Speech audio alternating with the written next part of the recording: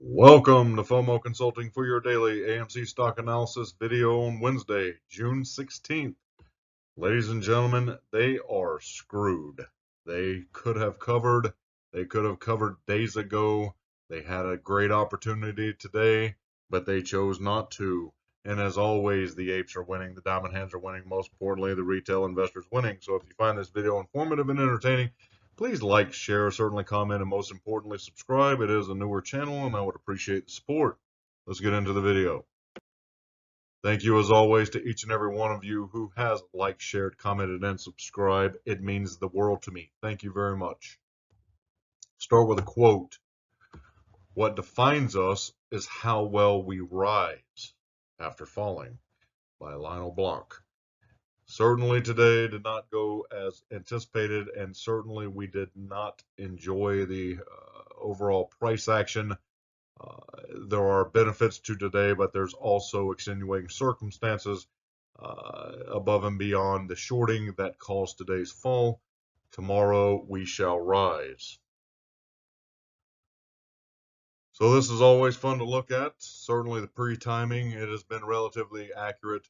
Still very, very bullish. It is adjusted a bit. Again, it's just a predictive model, nothing more, nothing less. So let's look at the broader market. Overall, as you can see, absolute bloodbath. A few of the tech stocks, blue chips, recovered decently. Apple, Amazon, Tesla. Other than that, it was just a bloodbath, as you can see. Nothing was spared, and AMC, GME felt the effects of the broader market pull down. You can see the Russell 2000 was also down. Just a lot of anxiety around the Fed meeting today at 2 o'clock, a lot of sell-off. The fact that they even brought up and mentioned the fact that there is inflation certainly put jitters in the market and caused a huge sell-off around 2 p.m. It did begin to recover, and Russell's 2000 actually did probably the best recovery, as you can see. But overall today, just a lot of anxiety. Volumes were down. It was just one of those days, folks. One of those days. And as always, market watches out to pounce. Obviously, their connection with you-know-who. But apparently, they don't have a editor, because a taper tantrum after the Federal Reserve update. Apparently, spell check doesn't work at MarketWatch. So nonetheless, as you can see, they pounce at the opportune times. The shorts jump in globally on days like today to take advantage of the situation from an opportunistic standpoint. Crypto, again, hit very, very hard today, as well as the broader market. So AMC, GME were not unique in their pullbacks today, but I could not be more impressed with how GME recovered, and AMC. We hold two very, very strong stocks, as you know. Overall, no different in the German market. The German apes, tomorrow I believe will be a better day. Well done today, persevering through the broader market sell-off. So let's look at AMC. As you can see, we found a lot of consolidation through the middle part of the day. Obviously, the broader market sell-off pulled us way down in the first half of the trading day, but we recovered in power hour substantially. There was a lot of bullish sentiment around AMC and a big, big push up. We closed quite well, in my opinion, but probably what impressed me most is the support we found at that $52, $53 level. Obviously, they tried to shove it down even further, but unlike days gone by where they could press it into the 40s and 30s, even on a blood red day like today, the best they could do was 51.86. So if you look at the overall Russell 2000 index, you can kind of see how AMC pretty well followed that trend. We did close at $55.18, down $3.77, or a loss of 6.4%. But overall, it could have been far worse. We did recover. We showed a ton of strength especially in power hour, and I believe we are perfectly set up for a rebound tomorrow. Down after hours, at least at the time of this recording, but it looks like we'll probably get in the green before market close. But overall, not a horrible day, and certainly one that could have been far worse. But I think we showed a ton of strength, as you can see. And if you look specifically at the most active stocks today, AMC was number three today on a low volume day. But as always, we are the most popular, as you can see over on the right. But even being the most active on a blood red day today, I think is just exceptional, and it shows a ton of strength and a ton of confidence in the buyers from AMC. So let's zoom out just a little bit to the 15-minute chart. On days like today, quite frankly, I don't like to look at the 1-minute candles. It doesn't represent exactly what's going on. Obviously, on the green days, it's a little funner, but kind of when in doubt, zoom out, right? The 15-minute, the 30-minute does not look near as dramatic from a pullback as you would see on the 1-minute. Overall, I think we found just a lot of consolidation, a lot of bullish sentiment and buying, as you can see in the second half, to recover where we did. So again, it's all about perspective. It's all about the different timelines. On days like today, I would recommend, just my opinion only, to kind of zoom out and see what the chart is doing from that perspective, as opposed to the 1-minute chart. And it was very clear at market close yesterday, after hours last night, and pre-market this morning, they had every intention to keep the lid on AMC. Knowing that the Fed was speaking today, there would probably be a lot of sell-off and weakness, and that's exactly what happened. They pulled it down. They took advantage of the opportunity in the broader market to short it down, and they certainly did so. So again, when in doubt, zoom out. 1-hour chart, you can certainly see we own the $40 floor, no doubt. We need to break that $60 level. I believe that is very much in play tomorrow, especially based on our recovery this afternoon. And 70 is going to be the key launch pad, in my opinion. It's the new $14 level. Again, zoom out. 4-hour chart. You can clearly see we are on an upward trend. Alligator's mouth is open.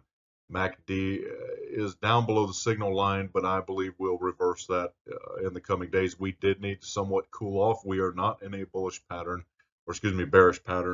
I believe we are just cooling off. The RSI got shoved back into the channel, as you can see, but it has got a slight uptick, ready for another run. I believe, if not tomorrow, Friday, early next week, we'll be attacking that $70 level quite quickly. Again, another picture, daily chart. MACD, again, kind of cooled off just a little bit. We're back in the channel on the RSI, and the alligator's mouth is wide open. Moving average is certainly bullish. Again, I use these indicators not necessarily for trading, but more for momentum.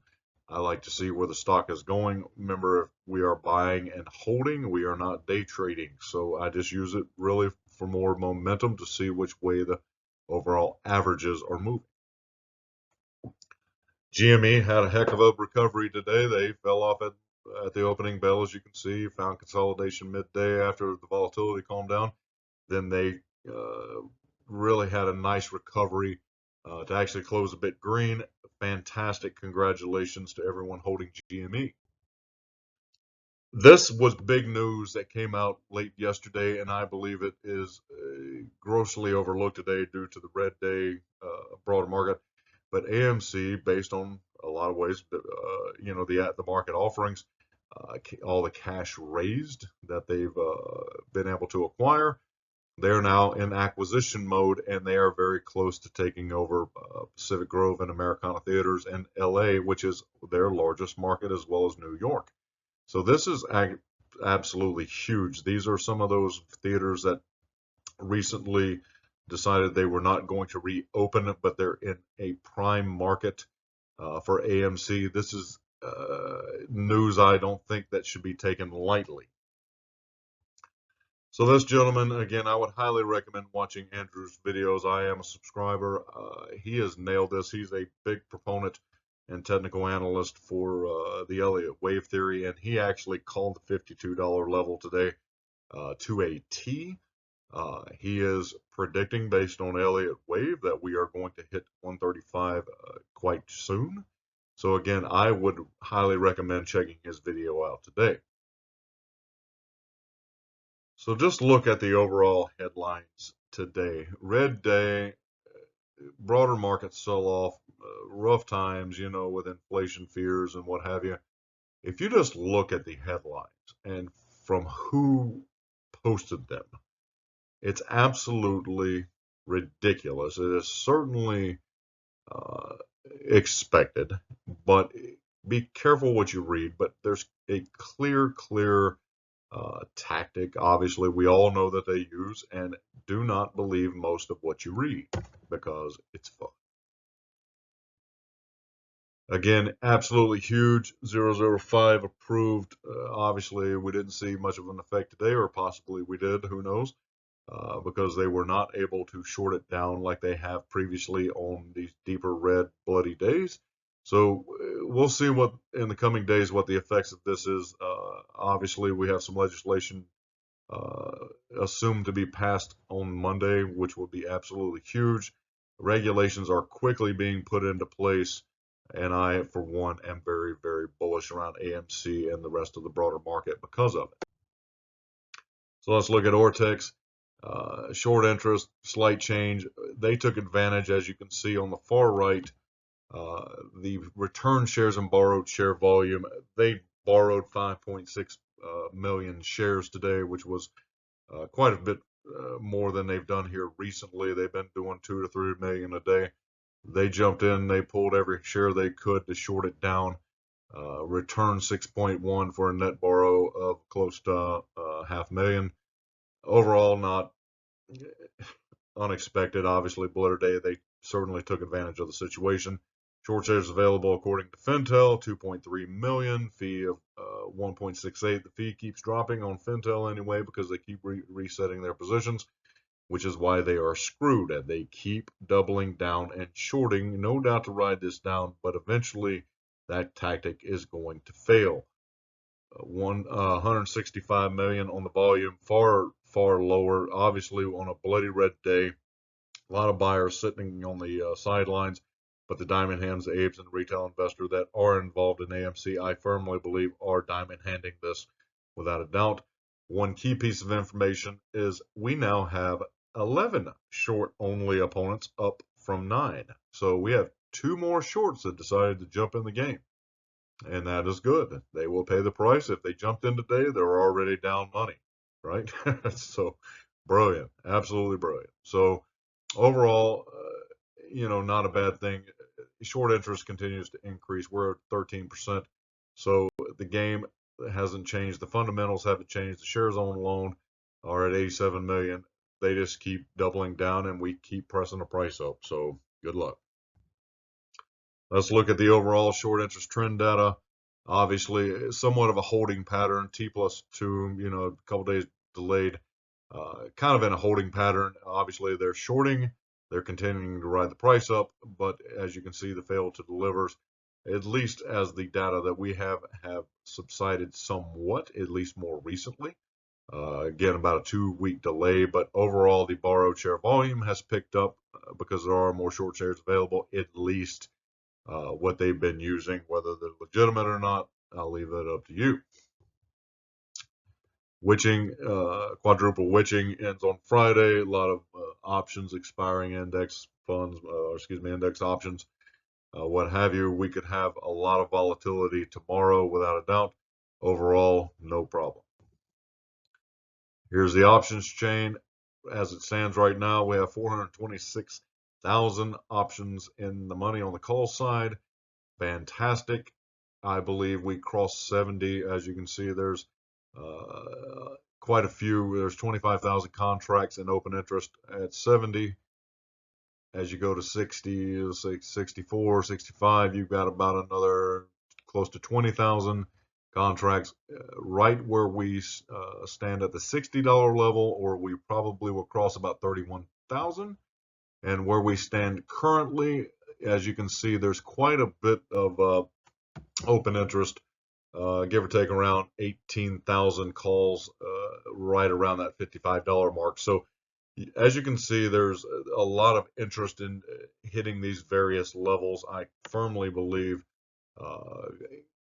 we're still quite possibly can cross 60 and even 70 this week.